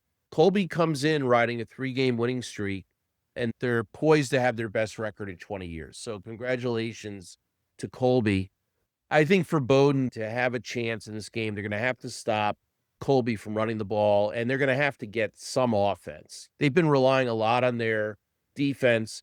First-year quarterback Soren Hummels, he's playing well. He's not Very well. He's not turning the ball over that much, but you need some of the playmakers, whether it's Wolfendale or somebody else, to step up and help him out. On the defensive side of the ball, as we talked about earlier, Angus Leary is just he's on his way to being first team all NESCAC. I think you could lock that up. I haven't seen Yeah, an outside pass rusher that's even close. really good. He was reigning the NESCAC Defensive Player of the Week. He'll at least be in the discussion for NESCAC Player of the Year. I don't think this will be his year just because he's an underclassman. But on the other side of the ball, Patrick Miller has come in for Miles Drake. He's doing a decent job. I would call him, he's playing a game manager role. That's good enough, right? They're not asking him to do anything crazy. They just don't turn the ball over, Patrick. And you know what? He didn't turn the ball over last week, and then look what happened with Colby. So I think if he can do this sort of the same thing, doesn't need to go crazy in the air. They haven't thrown the ball down the field all year, despite having a decent receiver in Nye. I think if they can run the ball a little bit, avoid the turnovers, I don't think they're going to score 33 points. I think that was an anomaly, and they just got Tufts in an off week. But I think if they can get north of 10 points, they win this game. Bowdoin, I mean, they only have 10 TDs all year. So that's total for the year. And Colby's defense is really good. They've been very good all year. So I have Colby at home as a 14-point favorite. I think Colby wins 20-10, something like that. I don't see Bowdoin scoring more than 10, 13 points. And I think Colby gets to that 17, 20-point range and wins the CBB. All right. I actually have a lot on this one. Refresh for the audience. Who won the CBB last year? Do you remember? I think Bowdoin did, right? Correct. Yeah. And there's something about, I think the way these teams match up, in a weird way, I think it favors Bowdoin. I really do. I think that the things that Colby does very well, Bowdoin also does very well. To me, it's a straightforward scenario. If Colby takes care of the football, they're going to win the game. And if they don't, they're not going to win the game, because I think Bowdoin actually has, I don't want to say a more explosive offense, but they have a more dynamic quarterback than Colby has. I do not see Colby running all over Bowdoin the way that they ran all over Tufts. It's just, I've seen Bowdoin's defense. I just don't see I don't see that happening. So it's going to come down to fine margins. I see, this is going to sound crazy, I see this as being like a 5-3 Colby victory. So you're calling for the safety. You don't hear that. I'm calling for a safety. Maybe who's going to get it? No. Leary's going to get it? Of course, yeah, right? No, I said a 5-3 Colby victory. So. 5-3 Colby victory. Yeah. Okay, yeah, gotcha. Yeah, but I'm doing that just based on the home field advantage. But I will not be surprised at all. Coach Hammer's got his team going, and listen, Maine runs through Bowdoin right now. We talked with Coach Cosgrove about this, and last year the big thing with him was when they had big wins, could they focus on the next week, right? And could they continue to build on that? And it seems like they've done a great job of that this year. But there's something about a team that figures things out late in the year that's dangerous at all levels. And it seems like Bowdoin has figured some things out. I would not be at all surprised if Bowdoin figures out a way to win this game, but I do think Colby is a slight favorite. I'm with you. I'm obviously kidding about 5-3, just for the sake of entertainment value. Let's go. Colby wins this one 5-3 in Waterville, and hopefully no one gets frostbite, because that is, if you're not a Caribou, it's not going to be a pleasant evening in Waterville. So best of luck to everyone who's traveling in to see that one. All right. So now we have 2 games left. And then I don't know, Dave, how long have you been affiliated? You've been affiliated with the NESCAC for 40 plus years. I think most people from afar, there's one game when you think about NESCAC football, and it's this game. It's the biggest little game in America. It's Williams and Amherst. And over the last 10 years or so, it's lost a little bit of luster because both of these teams have been good at the same time. This was a year where we saw a resurgence from Amherst, and Williams was right there. Williams could easily be playing this week for an NESCAC championship if a couple things went differently. But we're looking now, and Williams has lost their last 2 games after Owen Johansson was banged up. And Amherst has dropped 3 in a row, and they easily could have won all 3 of those games. But I think for the first time in probably, let's say, 8 years or so, this is a really even matchup. And it's a really exciting matchup taking place at Pratt Field. And I am going to defer to you first, but I have a lot of thoughts on this one as well. Go ahead. Excellent. Not surprisingly, I have a lot of thoughts on it too. First of all, I'm going to rename this game. Chris, is that okay? Can I rename this game? Depends on the name. Biggest little second place game in America. What do you He think? can't help himself. Okay. And we just lost 47 viewers. No, they'll listen because they want to hear who I think is going to win, because I definitely do not have a dog in this fight. So I am extremely neutral in my picking in this game. So yeah, the winner of this game will officially get second place in Little 3. I think it's going to be interesting to see.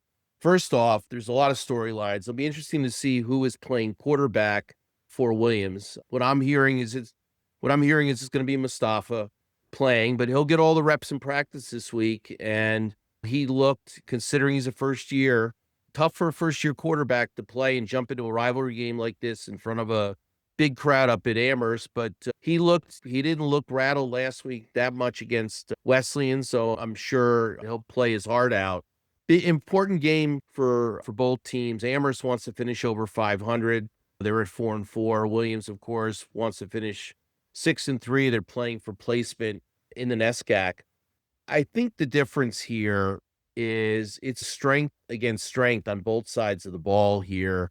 On Amherst's defense is really good. They're second in the NESCAC in total defense, and they're very good against the run. And of course, Williams runs the ball very well. My first key is, can Amherst defense, like Wesleyan did, stop the Williams running game? I think they'll have success there. Second, so the other side of the ball, Amherst throws the ball very well. We had Merrick Hill on earlier this year. He's had a very good year in his second year as a starting quarterback. They're third in passing offense in NESCAC. And wow, Eafs are last by a long shot in pass defense. We saw how they struggled last week against Wesleyan, gave up 450 yards in the air.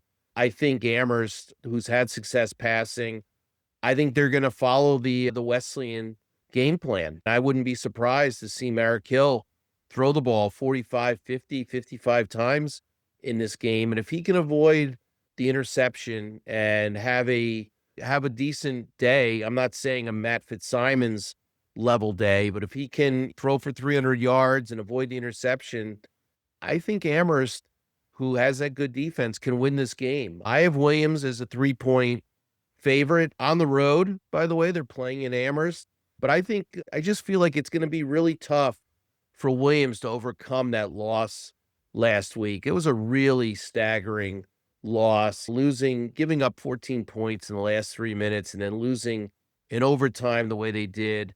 I think it's going to be a one-score game. I have Amherst beating Williams at home 24-21. Stealing my thunder. So, having seen both of these teams, I think that the thing that Amherst doesn't really have is receivers that stretch the field, which is what concerns me, because what we've seen from Williams is that they're vulnerable over the top, right? That's where they're vulnerable. It's not necessarily that their pass defense is so bad. It's that when they don't get home against the quarterback, the back end of their secondary tends to struggle. And interestingly enough, for Merrick Hill, when he has time in a clean pocket, he throws a great ball, right? So I think the whole game is going to be, can Amherst offensive line protect the pass rush from Williams? And if Amherst offensive line can do that, then he's going to have time to make the throw on time. Amherst is going to have to take some chances in this game. I just don't know what to expect from Williams offensively, because I don't know who's going to be playing quarterback and what they're going to get from the quarterback position. And It's like the season preview edition. When you don't know who your quarterback is, it's really hard to know what you're going to get, right? And it's one thing for a guy to not expect to play and jump in and play, but now in the whole week you're prepping and you're dealing with the disappointment of 50 other guys on your team after a gut-wrenching loss that could have turned your whole season. Honestly, it's a very intriguing game. It really is. And I was all set to pick Amherst. I really was. And I still am. I'm going to take Amherst in this one. But who knows? The team in purple will win this football game. I am straddling that line as well as I possibly can. That's putting it out there, Chris. Yeah. What do you think? You think it's going to be a close game? I think if Owen Johansson was playing quarterback, I would think Williams is a 10-point favorite. Amherst defense is really good. They're really good against the run, but they haven't played against a team that runs the ball. Williams is the best running team in the league. They don't have any guys that really stretch the field, and that's my concern. They have a couple guys who can a little bit, but they don't have burners. They do a lot of horizontal passing, side to side. That's horizontal, right? Yeah, horizontal. I'm vertically challenged, but not horizontally. And it's a lot of predetermined one-read offense. And one thing Williams can do is that they can get to the quarterback. You saw that last week. When they gave Wesleyan a lot of problems. Fitzsimon's, there was times it looked like Wesleyan was going backwards, and you look up, and there goes another possession, right? I know there was plenty of possessions in that game where Fitzsimon was under a ton of pressure. They had 7 sacks. William. There you go, right? Yeah. And so if you look at Merrick Hill and the way he throws the football, when he has a clean pocket and a clean read, he can throw as beautiful of a ball as anyone that you'll ever see at this level.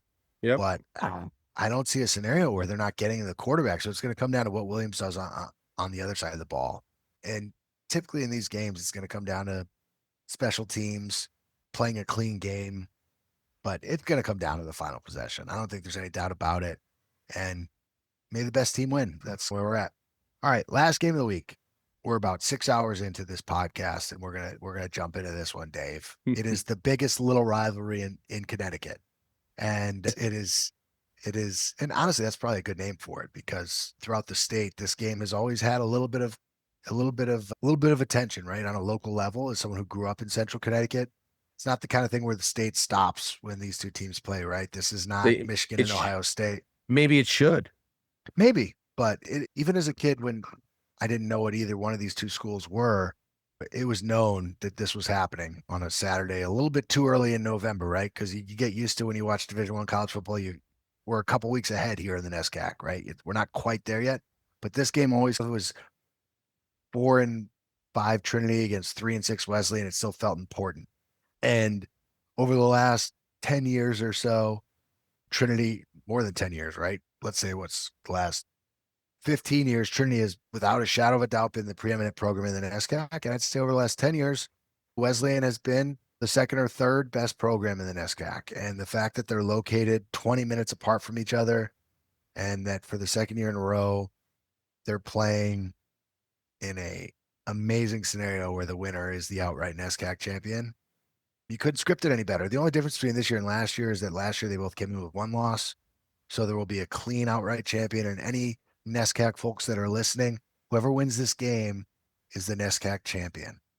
I do not want to see any press releases that say if one team wins and they have the same record that they're co-champions, because you heard Coach Devanney. I did. You know, but Trinity loses. You said Trinity loses. Said they get a sweatshirt, not a ring, which is fine.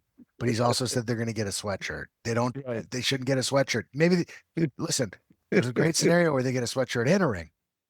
Okay, so let's not get ahead of ourselves. But it's absurd. It's a balanced league. I know we're not official, but listen to me. When you play every team, if 2 teams have the same record and 1 team wins, they are the champion. I will leave my email address on the bottom in the comments. Please reach out to me if you do not agree, because that is absurd. That is 1905 thinking. Anyway, I digress. Look, you and I have to just give a comment on that. You and I are completely aligned. It's totally the participation trophy mindset, and the powers that be, the NESCAC, thank God for the playoffs next year, because you know what? They can still recognize all this nonsense with co-champion one team in a situation like this will go to the playoffs. And in my mind, that team that's going to the playoffs is the champion. That's the end of the story. It's Yeah. nonsense. And if you want to tell me that there's a 4-way tie and that you don't want to differentiate, that's one thing. But here's what I'm going to ask you. If you're playing in any other sport and it's a conference tournament, which in every other sport they have conference tournaments, and there are two teams that are tied, the number one tiebreaker in every single sport is head to head. And that's it. It's not complicated. It really isn't. The fact that Middlebury had to even go through that a couple of years ago is beyond preposterous. And that's my soapbox. I'm done, because now that I've said this, Trinity's probably gonna win by 40 and we're not gonna have this conversation. But hey, they win. Hats off to them. They're NESCAC exactly champions. right. Exactly right. It's ridiculous though, because to think of the fact that Wesleyan could win this game at the end of the game, there are two teams that are technically by the letter of the law NESCAC champions is stupid. But anyway, let's focus on the game. So we've got a Trinity team that lost their first game of the year against Colby. They bounced back with 7 straight wins. They've won close against Middlebury. They won close against Williams. They won last week close against Amherst, but they figured out ways to win. Not the flashiest Trinity team we've seen over the last decade. Not, I would say Coach Devanney would also agree, probably not the most talented Trinity team we've seen on both sides of the ball. But you could tell by talking to him that he loves his team. He's got leaders on his team. He's got guys that are willing to lay it out there to figure out ways to win. And then you got a Wesleyan team that graduated seemingly their entire roster, save Dylan Connors. And they have reloaded big time. I think maybe even a year sooner than we thought, right? But in many ways, Wesleyan is offensively, I think, more talented than last year's team was. Defensively, not as talented, not as experienced, but very solid. But the thing that I can't ignore in this game, Dave, is Trinity has come into Middletown and destroyed Wesleyan for as long as I've been involved with this league. It's pretty remarkable with as good as Wesleyan has been over the last 10 years. The games haven't really been competitive in Middletown.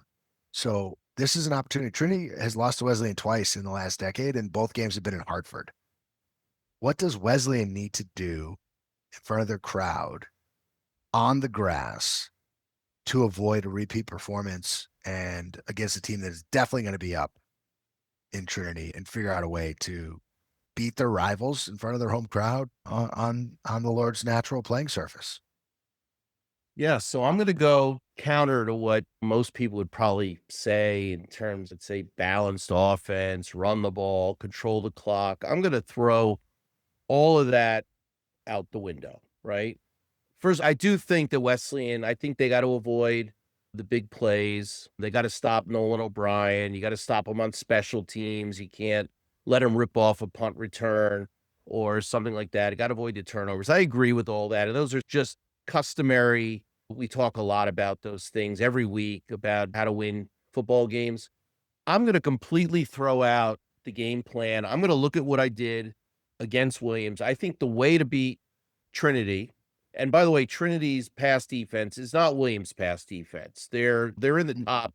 They're in the top third of the NESCAC. They can, but they're really good against the run. They're second best in the NESCAC against the run. Wesleyan hasn't had a lot of success this year running the ball. You know what? And by the way, Wesleyan's been using the short passing game in lieu of the running game, and it's worked just fine. If I'm Wesleyan, I've got 4 terrific receivers. I've got a couple of really good tight ends. You know what? I totally abandon the running game, and I go to basically spread offense for this game, and I throw the ball 50, 60 times, whatever it takes. Let Matt Fitzsimons air it out, get to that 400-yard mark in terms of throwing the ball. And I think that's the only way, in my mind, that Wesleyan will score enough points doing this game. With that being said, this is not, as you said, your mother's or your father's, whatever the saying goes, Trinity team. This isn't they've had one explosive offensive outburst. This is a team coming in scoring 50, 60 points a game. Their quarterback is much more game of a manager. He's Yep. more of a game manager than they've had. They have a lot of good. They have 3 good running backs. Assuming Tassoni's hurt, they've got 2 good running backs. They've been throwing the ball to a lot of guys. Nolan O'Brien, of course, is their star receiver, but they no second guy has really emerged as being that Gerard or Clapp or Right. whomever you want to throw in there. So I think I think Wesleyan, by the way, who's really good. They're 14th in the country against the run. They're really good Very against good. the run. I think they will stop the Trinity running game. They will force Carroll to throw the ball. I think Trinity will have some success, but I do think that if Fitzsimons has anywhere near the game he had last week, anywhere near, I'm not talking 450 yards Yeah. passing, but if he plays well, they utilize those four receivers. I think Dante Kelly, get him loose a little bit. I think the one thing about Wesleyan is they've proven you can't double team Dante Kelly all day because he's not the only guy. They have three other guys that are clearly catching the ball. They had three other guys while they're Yeah. double teaming Kelly running for over 100 yards last week against Williams. They got Yeah. Newcomb. They've got Cannon. They've got Sam Ween. So I think in this game, first of all, I have Trinity as a 3-point favorite. I think it's going to be a very close game. I think that at home in front of a huge crowd, it's going to be, we're talking 8, 9, 10,000 people. It's the biggest thing going on in central Connecticut. There's a lot of hype around this game. You got a lot of people coming out, alums from both sides. I think Wesleyan's gotten to 30 points a number of times the last couple weeks. I think that they can score on Trinity. I think Wesleyan wins this game, one-score game, 30-27, and it could be a game-winning field goal, could be a last-minute touchdown. This is gonna come right down to the wire. I think it's gonna be a great football game. I literally cannot wait. I am chomping at the bit to watch this game. I think it's gonna be a great Division III game. If you can't be there in person, which I highly encourage you to do, please watch Chris and Coach Whalen on the webcast. This is a not to be missed NESCAC game. These are the best two teams in the NESCAC, in my opinion, far and away. And by the way, they've been the best two teams over the last 2 years. And the only thing missing from this game, and this is another pet peeve I have with the NESCAC, the Ivy League voted to go to the playoffs, and they're sending their champion to the 1AA, to the FCS playoffs this year. But NESCAC, because they had to be different, was waiting a year. It's the only thing missing from this game. The winner of this game should be going to the D3 playoffs and representing the NESCAC as the league champion in the D3 playoffs this year. Thank God next year we'll start having that, but that should be happening this year. That is the only thing missing from this game. But I can't wait. I think it's going to be a fantastic game. You got the top two defenses in the league. You've got the top two offenses in the league. You have one of the best receivers. You've got a couple of the best receivers. You got a couple of the really good running backs. At Trinity, you've got two really good quarterbacks. Matt Fitzsimons, through 8 games, is arguably the offensive player of the year in the NESCAC. So you got stars all over the field. You got great players on defense, great players on offense. This is going to be a fantastic game between two really good NESCAC football programs. So the NESCAC has deferred their acceptance to the NCAA Division III championship, Dave, but it still has a lot on the line here. I agree with a lot of what you said. I will say, to me, it's obvious that Wesleyan is going to abandon the run and throw the ball 40, as you said, 50 or 60 times. I don't think that's a recipe for success. If you heard what Coach Devanney said, if you go back to 2 years ago, Wesleyan had a really good team. They came out trying to throw the football, and their quarterback in the biggest game of his career at that point, which was Nico Candido, was flustered. We saw him play differently than he did. And Trinity was dropping back in zone, but coming with exotic blitzes, and Wesleyan turned the ball over and shot themselves in the foot and were out of the game before it started. I think it's going to look a lot like last year's game. I think Wesleyan's going to have to find some balance, regardless of them having they don't have anyone who's even close to leading the NESCAC in rushing. They have as a team adequate rushing numbers at best, but I think they're going to have some balance, because I think if you let a defensive staff with as much experience as Trinity expect one thing, that's not going to go well. So I wouldn't be inclined to think you just go all guns a-blazing, because it's a little obvious, but who knows? Maybe that will be the way they approach it. But I think the key to this game is to protect the football. And the best way you can protect the football is by Wesleyan leaning on their strength, which is their defense, quite frankly. Even though they have offensive players, the team that comes out and turns the ball over is going to be the team that loses this game. Now, obviously, if Wesleyan falls behind early, yeah, they're going to have to lean on their offensive attack, but I think they have to be balanced. It'll be interesting because Trinity seemingly in these games, their guys tend to make big plays. And I think it's not the most explosive Trinity team. I think their quarterback position isn't going to win the game for them. But the question is whether Wesleyan's defense, who's been really good this year against the run, can figure out a way to get a pass rush going, because it's one thing this defense hasn't really done the entire year, Dave, is create a pass rush. And if they can do that and they can make things uncomfortable for Jackson Carroll, then the Wesleyan defense can create some turnovers, because Wesleyan typically wants to come with 4 guys max, and then they drop 7 guys. And we've seen it result in a lot of turnovers over the last couple of weeks in particular. But I think, to your original point, it's going to be a fantastic atmosphere. It's going to be a fantastic game. I think it is far and away the most evenly matched these two teams have been in a game in Middletown since I've been involved with the NESCAC. Obviously, last year, these teams were pretty evenly matched when they took place in Hartford. Very evenly matched, obviously. But typically, when the every other year when the game's taking place in Middletown, I think Trinity's been the better team, just straight up the better team over the last decade. It just so happens that the 2 times Wesleyan maybe had the better team, both games took place in Hartford. So I think this year's, it's a coin flip game. I agree with you. I don't know that I'd put Trinity as a favorite. I'd put it as a pick'em, and I'm calling the game, so I'll leave it at that. But it's going to be a fantastic game. There's going to be a great crowd. Hopefully the weather cooperates. But even if it doesn't, it's fall football. We've been pampered and spoiled with conditions this entire fall. And all I know is that one way or another, come 3:15 on Saturday, someone's going to be celebrating on historic Andrews Field at Corwin Stadium. I know 1.5 of us have a very strong feeling on who they hope is celebrating, but no matter what, a team from Connecticut's going to win the NESCAC for the 2nd year in a row, and it's going to be a great contest. So if you're local to the area and you have nothing to do, please come out early. It's 12 p.m. start time, and I expect there to be a big crowd, and it should be a fantastic afternoon of college football. Yeah, and the weather forecast for game time is favorable. It's supposed to rain a little bit very early in the morning, but just enough to make the grass grow a little bit longer to slow down Nolan O'Brien and DiNapoli and Dante Kelly. We're neutral podcast. He runs very well in long grass. Oh my God, I can't with you, Dave. I love you. Listen, we want to, of course, thank our guests for joining the podcast today.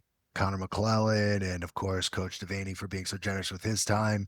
Dave and I will both be in Middletown on Saturday. So if you're a Trinity fan and you're around, please come introduce yourselves. If you're a Wesleyan fan, please come introduce yourselves. If you're a NESCAC fan, please come say hello. Grab a slice of turducken, Chris. Hey, if you get there early enough, you might have a chance. But Dave and I, no matter what, will wrap up the NESCAC season next week. We will make sure that we have on members of whomever is the NESCAC championship team to get their perspectives, and we will wrap up our awards and talk about the entire season as a whole. But that's the team we recognize the champion. You and I vote, right? Whoever wins on Saturday in Middletown will be a member here. of their team will be on our podcast. So Correct. I can guarantee you of that. Right. But for now, we've taken up enough of your time. Hopefully, if you're listening to this on your way to whatever game you're going to, you've enjoyed this. Please make sure that you like the podcast, you subscribe, you reach out to us, because it takes a lot of time and we enjoy covering this for you, and we want to continue to do it. So please make sure that you support in whatever way you can. But for now, I think it's time to get ready. Dave, you've only got 72 hours. Counting the hours, Chris. Got the clock on my phone. I'm ready to go. Can't wait. Good man. For Dave Bagatelle, I'm Chris Grace. You've been watching 9 Weeks, your unofficial NESCAC Football Podcast. This is it. Last week. Until next time, so long, everybody.